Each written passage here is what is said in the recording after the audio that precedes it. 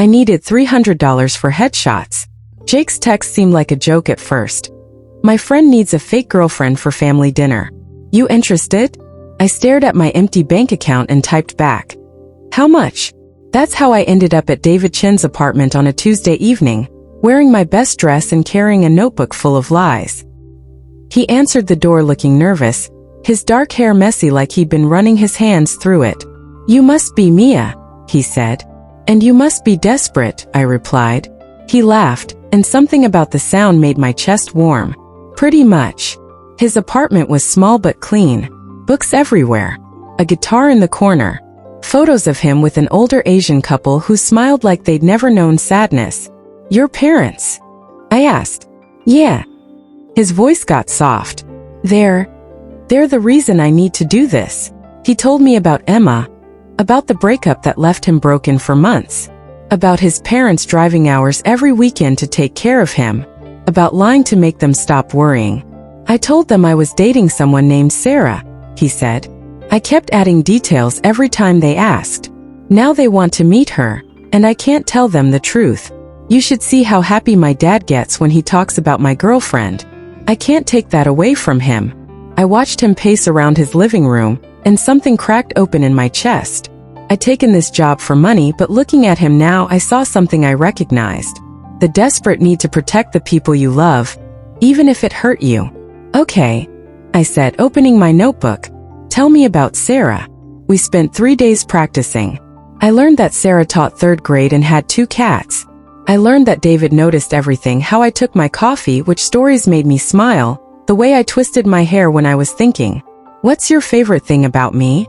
I asked during one of our practice sessions. He looked at me for a long moment. You care about getting this right.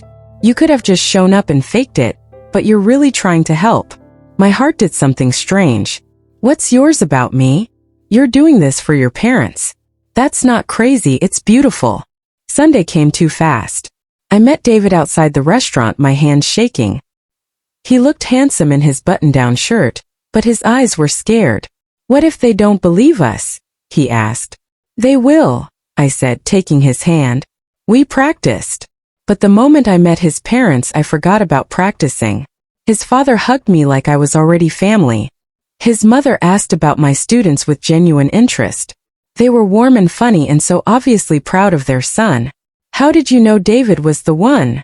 His mother asked over dessert. I looked at David and the words came out before I could stop them.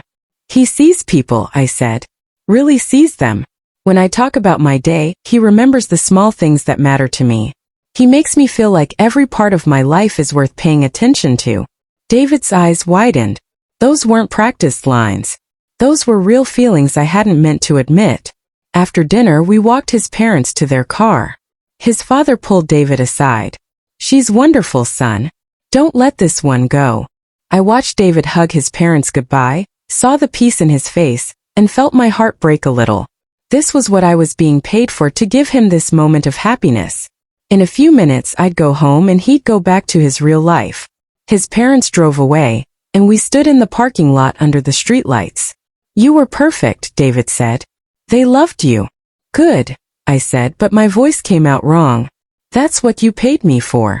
He stepped closer. Mia, what's wrong?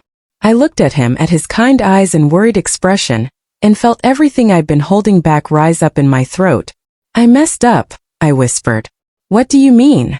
I wasn't supposed to fall for you. The words tumbled out. This was supposed to be acting, but somewhere between learning about your favorite books and watching how gentle you are with your parents, I forgot I was pretending. I started falling for the real you. David stared at me. You did. I know it's not real for you, I said quickly. I know this was just a job, but sitting in there holding your hand, meeting your parents, it felt like the most real thing I've ever done. He was quiet for so long I thought he might just pay me and walk away. Then he stepped closer and took my hands. What if I told you I've been looking forward to your texts? He said softly. What if I said I memorized everything about your fake cats because I wanted to know what made you smile? What if I admitted that holding your hand in there felt more real than anything I felt with Emma? I looked up at him, afraid to hope. What are you saying? I'm saying maybe we don't have to tell my parents this was fake. Maybe we can just Make it real.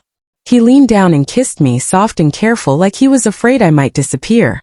When we broke apart, I was crying. Your parents are going to be so happy, I whispered. Yeah, he said, smiling. They are. But not as happy as I am. Later, as he walked me to my car, I realized I'd never gotten those headshots. But I'd gotten something better. A love story that started fake and became the most real thing in my life.